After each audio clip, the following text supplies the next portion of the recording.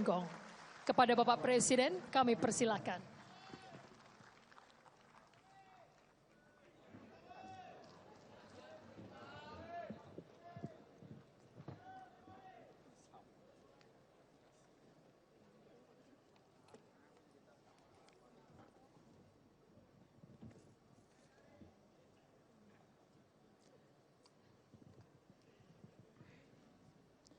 Bismillahirrahmanirrahim. Assalamualaikum warahmatullahi wabarakatuh. Selamat malam, salam sejahtera bagi kita semuanya. Yang saya hormati seluruh pimpinan lembaga negara yang hadir, yang saya hormati para menteri Kabinet Kerja, yang mulia para duta besar negara sahabat, yang saya hormati tuan rumah,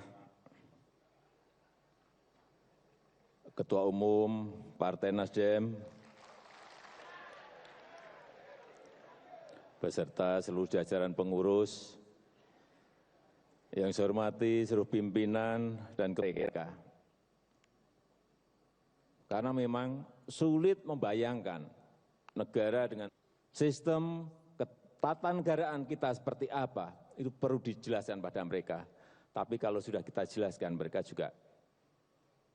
Kita mempunyai 3 kali kesempatan sebetulnya untuk membuat sebuah fondasi yang kuat. Yang pertama saat kita mendapatkan yang namanya booming minyak. Saat itu, tahun-tahun terbaik 5 besar. Oleh sebab itu, jangan sampai kita sebagai bangsa yang besar mengeluh, malah mencemooh diri kita sendiri, kehilangan rasa optimisme, yang muncul pesimisme. Jangan sampai itu ada. Itulah yang kita namakan pola berpikir kita ini harus kita rubah menjadi sebuah pola pikir yang selalu optimis, tetapi bukan krisis. Sangat berbeda sekali. Terus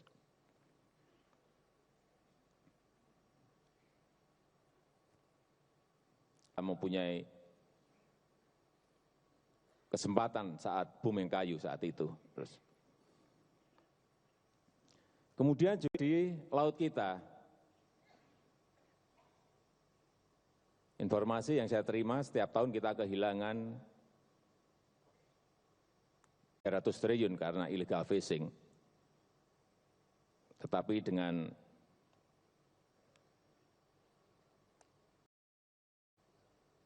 bahwa yang ada di perairan kita itu adalah sumber daya alam laut milik bangsa kita, bukan milik bangsa selain Indonesia. Dan oleh sebab itu harus dipertahankan. Itulah nanti tugas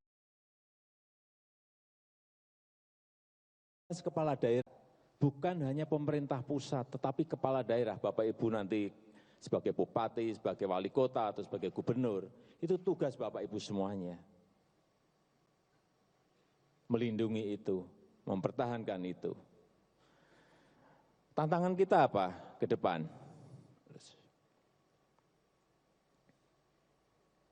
Ini kita buka, impor pangan kita sangat besar sekali. Tahun 2014, gandum 7,4 juta ton, gula 3,2 juta ton, jagung 3,3 juta ton. Kalau semua produk-produk seperti ini, gula, kedelai, jagung, garam, semuanya impor, buah-buahan, beras semuanya. Ya inilah yang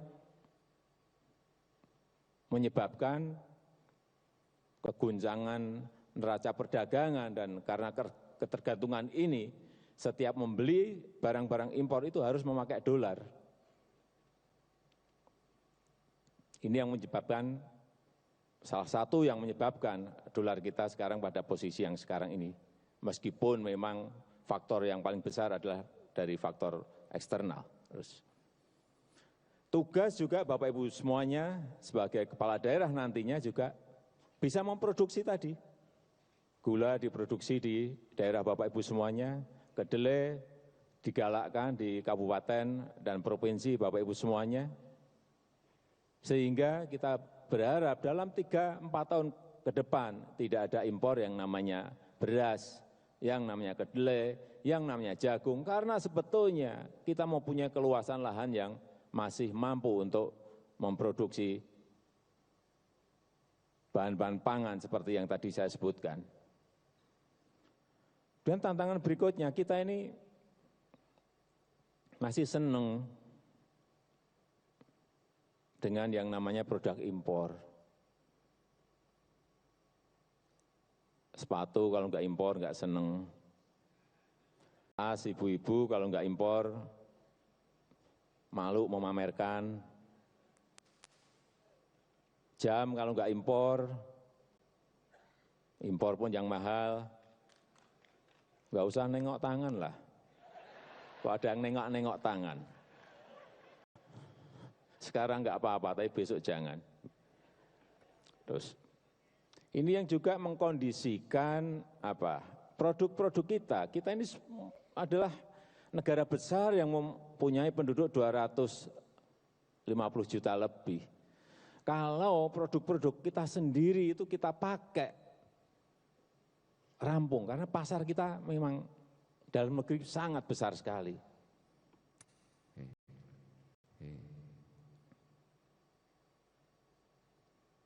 Kembali ke pangan. Memang kondisi yang kita lihat di lapangan, irigasi kita 52% rusak.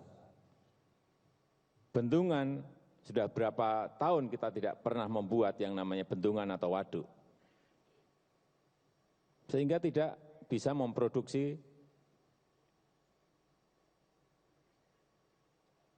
bahan-bahan pangan.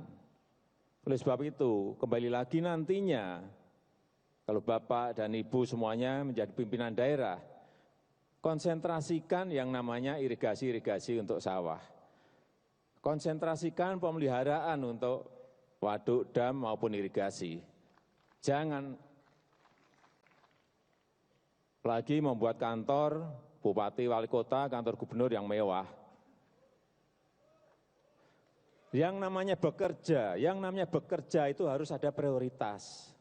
Yang namanya bekerja itu kalau bisa fokus 1 atau 2 tetapi barangnya jadi. Akan dikenang Bapak Ibu semuanya. Kalau semuanya dikerjakan, duitnya aja enggak cukup, bagaimana? Baunya malah enggak kelihatan nantinya. Semuanya kerjakan, semuanya jadinya enggak ada yang jadi nasi, semuanya jadi bubur semuanya. Terus ini kalau di kota kemacetan, terus infrastruktur jalan dalam sebuah negara. Kalau saya bertanya kepada kepala negara, kepala pemerintahan negara lain, apa sih yang paling penting bagi sebuah negara? Pertama, ada stabilitas keamanan. Kedua, stabilitas politik. Yang ketiga yang harus dikerjakan itu, siapapun yang saya tanya pasti kerjakan infrastruktur. Karena dengan infrastruktur itu nanti akan yang namanya distribusi logistik akan menjadi murah, transportasi akan menjadi murah. Tetapi kalau kondisinya seperti yang kita lihat seperti di layar, ya semuanya akan mahal. Ini yang harus dikerjakan. Antrian-antrian seperti ini di pelabuhan. Artinya apa? Pelabuhan harus diperbesar, pelabuhan harus diperbaiki, kapal-kapal penyeberangan semuanya harus beli. Mau tidak mau fokusnya harus ke sana. Terus. Ini problem besar kita juga masalah Gini rasio yang sudah 0,41. Terus gap antara kaya dan miskin, kesenjangan sosial, ya gambarnya kalau kita lihat paling gampang seperti yang ada di gambar di Jakarta. Ada gedung yang sangat tinggi dan ada rumah kumuh di bawahnya. Sikap-sikap seperti ini juga yang harus dirubah secara total. Gerakan perubahan yang di sini ini nantinya. Merubah sikap mental kita, merubah karakter-karakter kita yang tidak baik. Ini tidak di Jakarta, tidak di daerah, masih banyak seperti ini.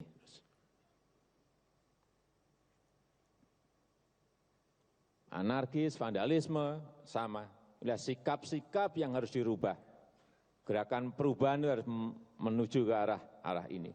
Karena nilai-nilai kesantunan, nilai-nilai budaya kita, nilai-nilai yang penuh dengan keramahan, ini adalah nilai-nilai Indonesia.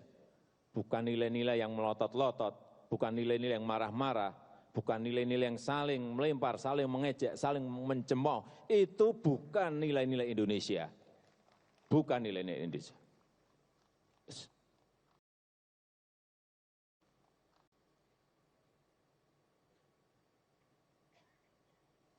Ini sekarang juga perlu saya sampaikan, porsi anggaran untuk infrastruktur naik langsung 2 kali lipat. 2015 kira-kira 290, kemudian nantinya di 2016 naik 300 lebih sedikit, 313 terus. Tapi masih nunggu persetujuan Dewan. Yang 313. Kemudian juga transfer ke daerah dan dana desa. Betapa sangat besarnya sekarang ini transfer ke daerah. Sudah melebihi dari anggaran yang pusat. Tahun 2016, nanti kalau Bapak Ibu semuanya jadi gubernur, wali kota, bupati, transfer ke daerah itu 35 triliun.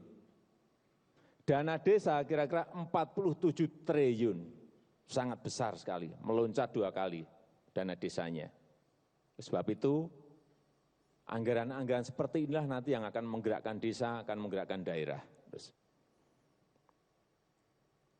Mulai semuanya. Misalnya ini contoh di Raknamo di NTT, kemudian di Krungkerto di Aceh, kira-kira sudah selesai antara 20-30%.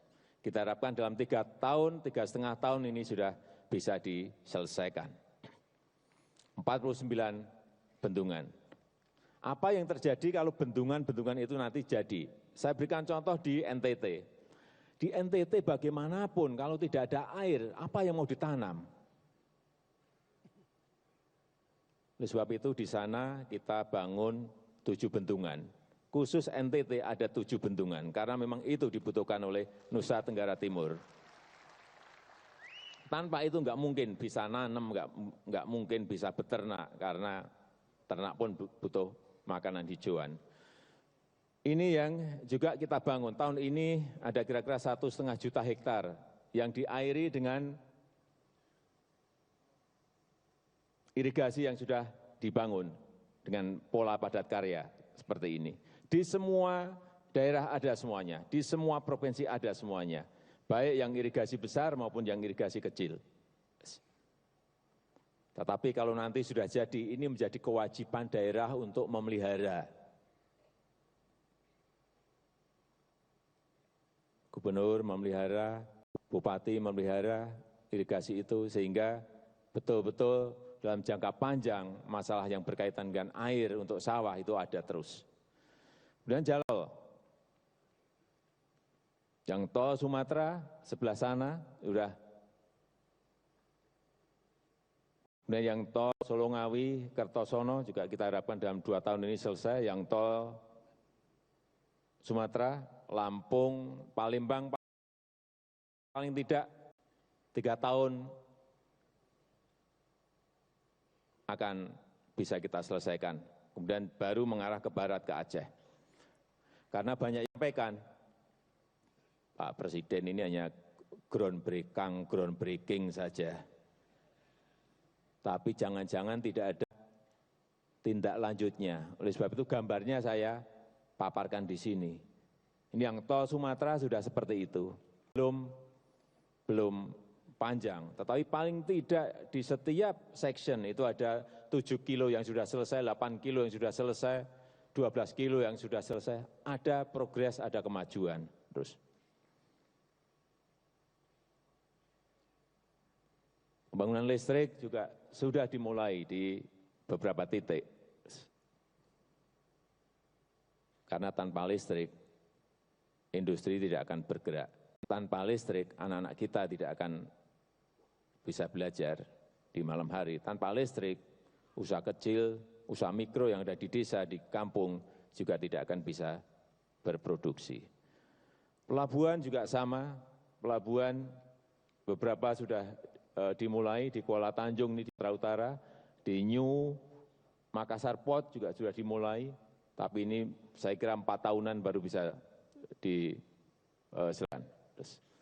Dan beberapa nantinya mungkin bulan Oktober di Sorong juga akan dimulai. Saya kira kalau hal yang berkaitan dengan nilai-nilai tadi yang kita sampaikan, nilai-nilai gotong royong, nilai-nilai kebersamaan, nilai-nilai persatuan, ini terus kita galang. Saya meyakini bahwa pelambatan ekonomi akan kita bisa kelola dengan baik dan kita harapkan tahun depan ekonomi kita juga bisa tumbuh lebih daripada tahun ini. Tetapi memang butuh kebersamaan kita semuanya.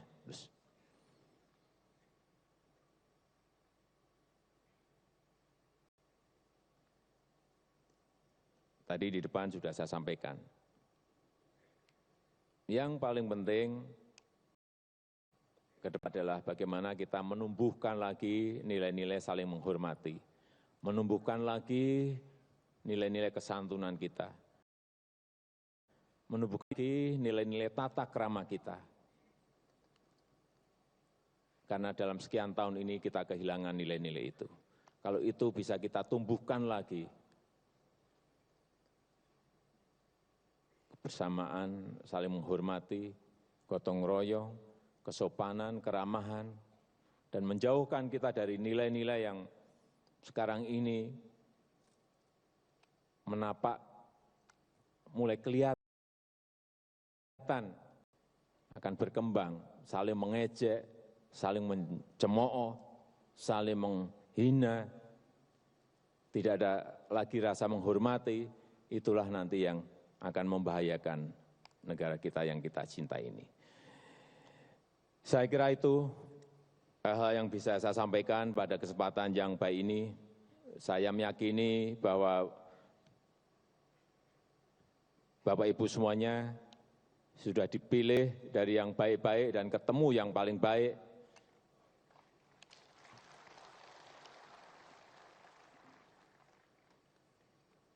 Dan nanti insya Allah apabila sudah menjadi gubernur, bupati, wali kota juga mau terjun ke bawah, mau mendengar rakyat, mau melihat rakyat, mau mendengarkan keluhannya, dan mau mengerjakan apa yang diinginkan oleh rakyat. Saya kira itu yang bisa saya sampaikan. Terima kasih. Wassalamualaikum warahmatullahi wabarakatuh.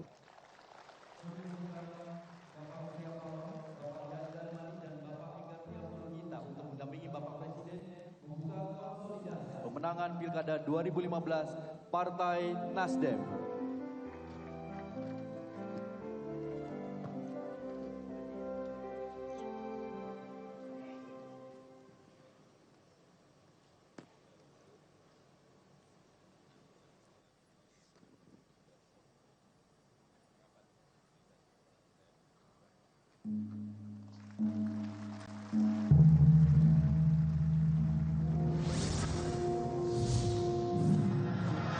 Hadirin yang berbahagia, maka resmilah acara konsolidasi pemenangan Pilkada 2015 Partai Nasdem dibuka.